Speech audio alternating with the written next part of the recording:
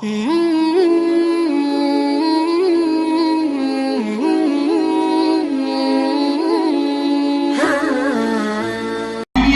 ذات سے زیادہ ہے، اپنے مال سے زیادہ دین اسلام کی اہمیت ہے، اولاد سے زیادہ ایمان کی اہمیت ہے، تو غیر قانونی قوم نے مسلمانوں کے ایمان کو کمزور کرنے کی کوشش کری کہ مالی اعتبار سے مسلمانوں کو نقصان نہ پہنچایا جائے، بلکہ ان کو نقصان پہنچایا جائے تو ان کے ایمان کو کمزور کیا جائے۔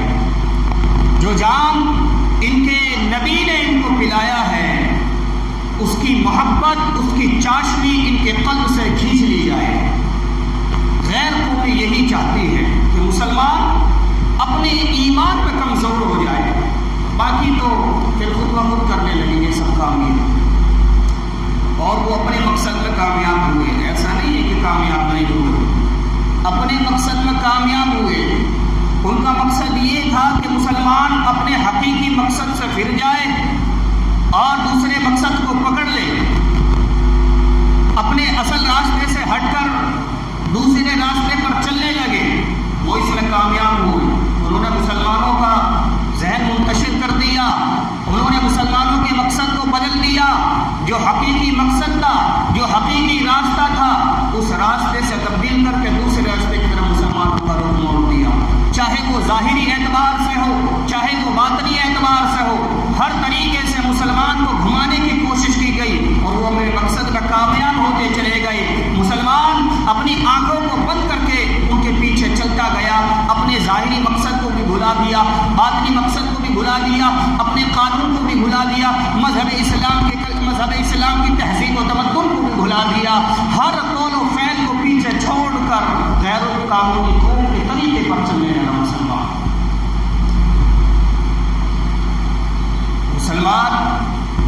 آج کے دور میں فی الحال دیکھیں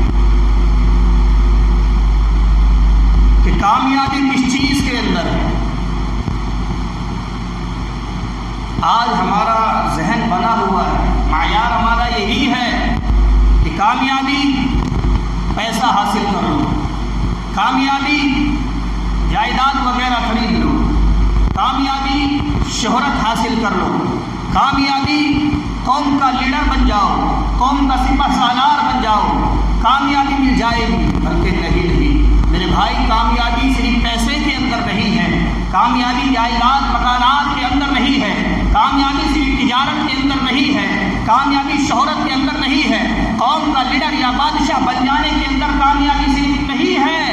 اگر صرف ان کے اندر کامیابی ہوتی تو فرعون بہت بڑا قوم کا لیڈر تھا، فرعون بہت بڑا قوم کا بادشاہ تھا، قارون بہت بڑا مال کا حاصل کرنے والا تھا، اور ابی بن خلف بہت بڑا تجارت کا مالک تھا، اس نے بہت ساری تجارتیں اپنے پاس حاصل کر لی تھی۔ میرے بھائی، تمام کامیابی یہ دنیا کے دامن میں نہیں ہے کہ صرف دنیا حاصل کر لو تو کامیابی حاصل ہو جائے گی، ایسا نہیں ہے، بلکہ کامیابی اسلام کے آنکھوں سے دیکھیں کامیابی کہاں ہے۔ ہمارا مقصد جو میرا کہنے کا یہ تھا کہ مسلمانوں کو گھما دیا اصل مقصد سے۔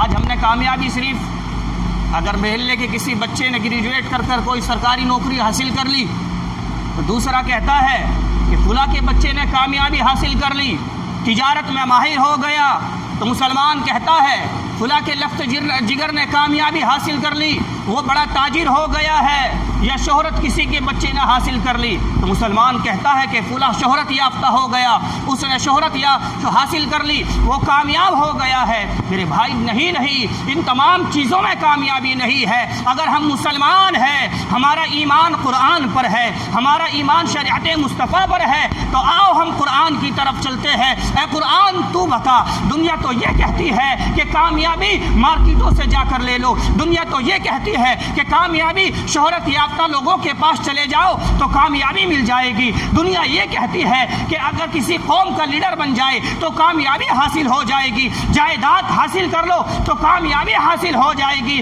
عزت و شہرت حاصل کر لو تو کامیابی حاصل ہو جائے گی. نہیں نہیں، قرآن کا پہلو کچھ اور ہے. مسلمانوں، قرآن کو پڑھو اور سمجھو کامیابی کس طرف ہے. اللہ کا قرآن کہتا ہے یا ایھا الذین آمنوا ارکعوا واسجدوا واعبدوا ربکم وافعلوا الخیر لعلکم ترحمون. قرآن کہتا ہے اے ایمان والو، اللہ کی بارگاہ میں رکوع کرو، اللہ کی بارگاہ میں سجود کرو اور اس کی عبادت کرو لعلکم تفلحون، تاکہ تم کامیاب ہو جاؤ.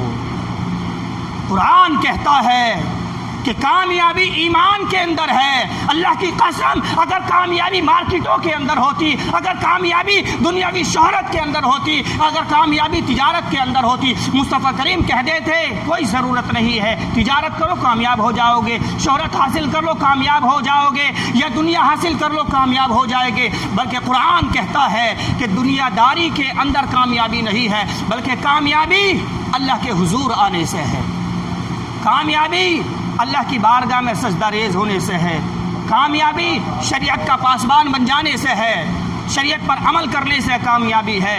آپ دیکھیں اسلام کا پہلو اٹھا کر کے، تاریخ اسلام اٹھا کر کے دیکھیں، تمام بزرگان دین کی ہسٹری کو پڑھ کر کے دیکھیں، کامیابی کیا انہوں نے دنیا حاصل کر کے حاصل کی ہے یا شہرت حاصل کر کے کامیابی حاصل کی ہے. امام اعظم ابو حنیفہ وقت کے بڑے امیر تھے، وقت کے بڑے تاجر تھے، لیکن اللہ کی قسم تجارت کی وجہ سے مشہور نہیں ہے، تجارت کی وجہ سے کامیابی نہیں ملی ہے، مال کی وجہ سے کامیابی نہیں ملی ہے. اگر کامیابی ملی ہے تو رب کے حضور حاضر ہونے سے کامیابی ملی. شہرت ملی ہے تو رب کے حضور حاضر ہونے سے شہرت ملی ہے. میرے بھائی پتہ کیا چلا؟ کامیابی اللہ کے حضور آنے سے ہے، اور جو رب کے حضور دل سے آ گیا وہ کامیاب ہو گیا. آج ہمارا دماغ بالکل الگ تھلگ کر دیا ہے غیر قانونی قوموں. ہم کامیابی کہیں اور سمجھتے ہیں. حضرت بایزید بستامی رحمۃ اللہ تعالیٰ علیہ یہ بہت بڑے اللہ کے ولی ہے، اور ان کا اصل نام تیفور ہے. ولایت کے مقامات ہوتے ہیں، ولایت کی کیٹیگری ہوتی ہے. کچھ علماء نے تقریباً 28 مقامات ولایت کے گنائے. حضرت بایزید بستامی رحمۃ اللہ تعالیٰ علیہ بڑے پرہیزگار، اللہ کی عبادت رات و دن، ماں کی خدمت کیا کرتے. آپ ولایت کے اس مقام پر پہنچنا چاہتے ہیں جو دل کی آنکھوں سے اللہ کا دیدار کر سکے. بظاہر ماتھوں کی نظر سے دنیا کے اندر اللہ کا دیدار کرنا یہ ممکن نہیں ہے، دل کی نظر سے کر سکتا ہے اگر اللہ اس کو یہ مقام عطا فرما دے. اس کو کہتے ہیں مقام حضوری، ولایت کا ایک مقام ہے. حضرت بایزید بستامی رحمۃ اللہ تعالیٰ علیہ اس مقام کو حاصل کرنا چاہتے، رب کی بارگاہ میں رات دن عبادت کرتے، لیکن وہ مقام حاصل نہیں ہوا. اپنی والدہ سے کہتے والدہ محترمہ، جس مقام کو میں حاصل کرنا چاہتا ہوں وہ مقام ایسی حاصل نہیں ہوگا. میں مختصر کر کے وقت کے اندر اتنی گنجائش نہیں ہے. میں وہ مقام حاصل کرنا چاہتا ہوں لیکن وہ مقام گھر بیٹھ کر حاصل نہیں ہوگا. آپ مجھے اجازت دے تو میں جنگلات کی طرف نکل جاتا ہوں. ماں نے اجازت دے دی. حضرت بایزید بستامی رحمۃ اللہ تعالیٰ جنگل کی طرف نکل گئے. ایک پہاڑ کی غار میں چلے گئے، وہاں رات دن رب کی عبادت کرتے. مہینہ 2 مہینہ گزر گیا، پیڑ کے درخت کے پتے کھاتے اور پانی پیتے، اور روزوں کی حالت یہ تھی کہ پانی پی کر اگر سحری کرتے تو پتے کھا کر افطار کیا کرتے تھے. یعنی کنٹینیو روزے سے رہتے، رات دن رب کی عبادت کرتے. لیکن ایک غار میں ہمیشہ محدود نہیں رہے.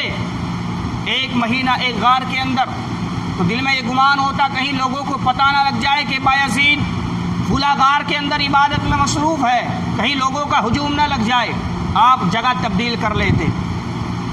2 مہینے کہیں، سال کہیں، آپ نے جنگل میں رہ کر 1-2 مہینہ نہیں، سال 2 سال نہیں، بلکہ 40 سال تک مسلسل اپنے رب کی عبادت کی ہے۔ اللہ اکبر، 40 سال تک مسلسل اپنے رب کے حضور حاضر رہے ہیں، دنیا سے منقطع ہو گئے۔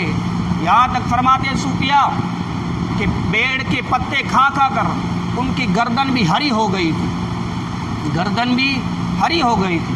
تو ایک رات دل میں آیا کہ جگہ کو تبدیل کر لیا جائے، کافی دن ہو گئی جگہ رہتے رہتے، کئی لوگوں کو پتہ نہ لگ جائے اور وہ یہاں پر حاضر، لوگوں کا ہجوم نہ حاضر ہو جائے یہاں پر۔ تو حضرت بایزید بسطامی رات میں نکلے، جاتے تھے کسی غار کی طرف، لیکن اندھیرے میں چلتے چلتے ایک بستی کی طرف پہنچ گئے۔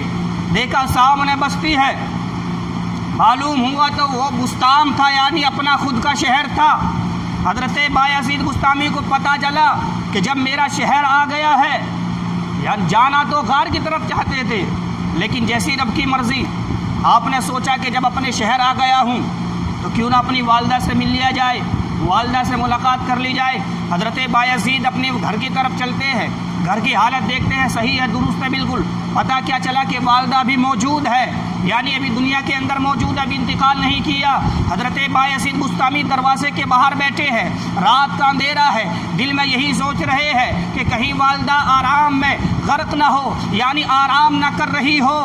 حضرت بایزید بسطامی رحمۃ اللہ تعالیٰ علیہ دروازے پر دستک نہیں دیتے، کہیں والدہ کے آرام میں خلل نہ پڑ جائے، لیکن وہیں پر بیٹھے ہیں، انتظار کر رہے ہیں۔ جب صبح ہوتی ہے، پانی کے گرنے کی آواز آتی ہے، تو حضرت بایزید بسطامی نے سوچا کہ والدہ اٹھ گئی ہے۔ آپ نے جس طریقے سے پہلے جب آتے تھے گھر پر اور دروازے پر دستک دیتے تھے، اسی طریقے سے دستک دی تو حضرت بایزید بسطامی رحمۃ اللہ تعالیٰ علیہ کی والدہ نے کہا، بایزید کیا تو آ گیا ہے؟ اللہ اکبر۔ حضرت بایزید بسطامی علیہ الرحمہ نے جب یہ سنا تو پیروں کے تلے سے زمین نکل گئی کہ ابھی والدہ نے دیکھا نہیں ہے، لیکن میری آہٹ، دستک کی آہٹ کی وجہ سے پہچان لیا ہے کہ ایسی دستک کو میرا بیٹا بایزید دیا کرتا تھا۔ نام لے کر پکارا، جب اندر گئے تو کہا ہے بایزید تو آ گیا ہے۔ حضرت بایزید بسطامی علیہ الرحمہ کے کپڑے بوسیدہ ہو گئے تھے، بال بڑے بڑے ہو گئے تھے۔ حضرت بایزید بسطامی رحمۃ اللہ تعالیٰ علیہ نے کہا، اے والدہ آپ نے مجھے پہچان لیا؟ کہا بیٹا تو آ گیا ہے، حالت کیا بنا رکھی ہے؟ حضرت بایزید بسطامی رحمۃ اللہ تعالیٰ علیہ کہتے ہیں، والدہ محترمہ جو مقام میں حاصل کرنا چاہتا تھا مجھے ابھی وہ مقام نہیں ملا ہے۔ اللہ اکبر۔ جب ماں نے دیکھا کہ بیٹے کی حالت بڑی گمبھیر ہے، بال بڑے بڑے ہو گئے ہیں اور رنگ بالکل پیلا، رنگ بالکل ہرا ہو گیا ہے، حضرت بایزید بسطامی رحمۃ اللہ تعالیٰ علیہ کی والدہ نے پوچھا، بیٹا بتا کون سا مقام حاصل کرنا چاہتا ہے جو تجھے 40 سال کے اندر نہیں ملا ہے؟ حضرت بایزید بسطامی کہتے ہیں کہ والدہ محترمہ میں مقام حضوری حاصل کرنا چاہتا ہوں، یعنی جو ولایت کا مقام ہے، مقام حضوری، میں اس مقام کو حاصل کرنا چاہتا ہوں۔ حضرت بایزید بسطامی علی رحمہ کی والدہ نے آسمان کی طرف ہاتھوں کو بلند کر دیا، رب کی بارگاہ میں عرض کرتی ہے، پروردگارا تو بہتر جانتا ہے میرے اس بیٹے نے تیری رضا کے خاطر 40 سال دنیا سے منقطع ہو کر جنگل میں گزار دیے ہیں، پروردگارا جو یہ چاہتا ہے تو اس کو وہ مقام عطا فرما دے، پروردگارا تو اس کو وہ مقام عطا فرما دے۔ حضرت بایزید بسطامی عرض کرتے ہیں کہ جو مجھے 40 سال کے اندر نہیں ملا وہ ماں کی دعاؤں میں منٹوں میں مل گیا ہے، وہ ماں کی دعاؤں میں منٹوں میں مل گیا ہے۔ تو میرے بھائی، ہم کامیابی کہاں حاصل کرنا